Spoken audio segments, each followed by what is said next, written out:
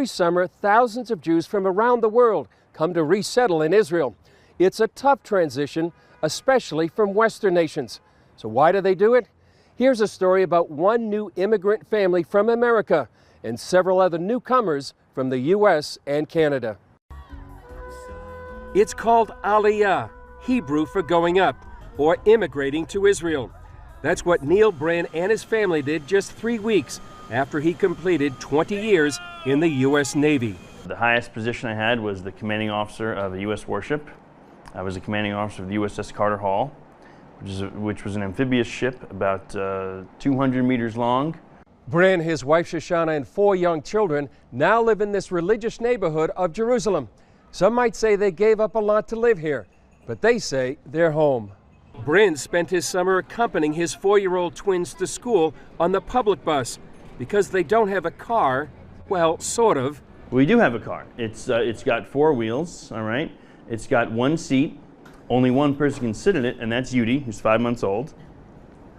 The propulsion system is human legs attached to arms. It's a stroller. That's our car.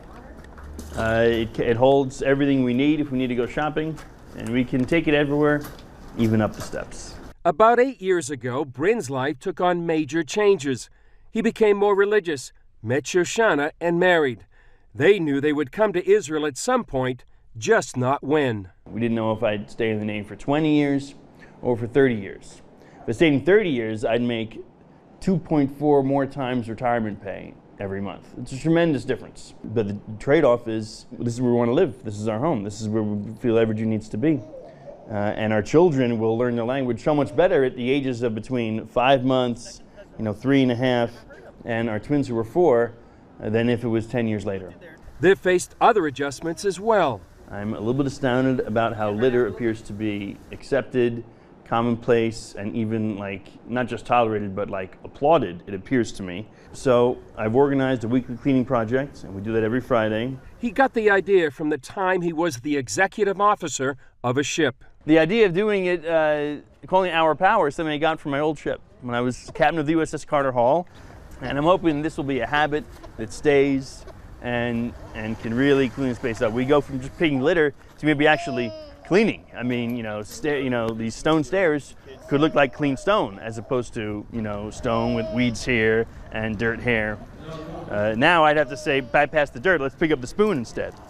But eventually we can really have a neighborhood that shines.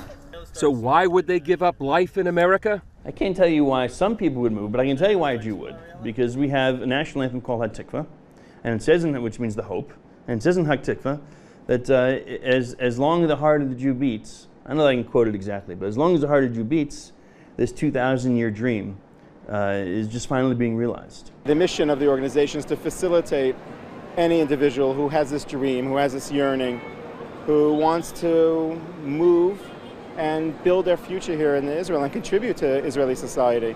Rabbi Yehoshua Faz and his organization Nefesh B'Nefesh helped make the dream become reality for Bryn and his family. We have this modern-day miracle of the state of Israel that is just unfathomable. It's fantasy stuff. The 2,000 years of wandering and dreaming, and all of a sudden you can get on a plane and change your status and become a citizen of this country.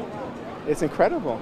223 North American immigrants arrived on a flight weeks after Bryn, including 75 young people who came to join the Israel Defense Forces, the IDF.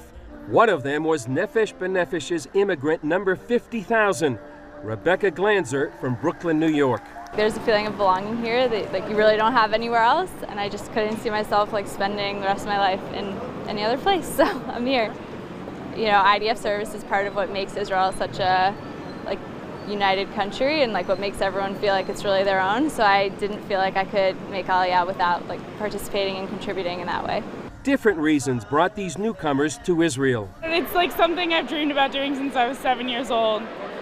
I think Israel has a right to be a country, and I want to do what I can to make sure that it stays a country as long as possible. I went to Poland and I saw the concentration camps, I saw the ghettos, and it became so much more real to me. And my purpose for coming to the Army, I think, is that I want to help protect the one place that I know, God forbid it ever happens, there's a place that's safe for the Jewish people.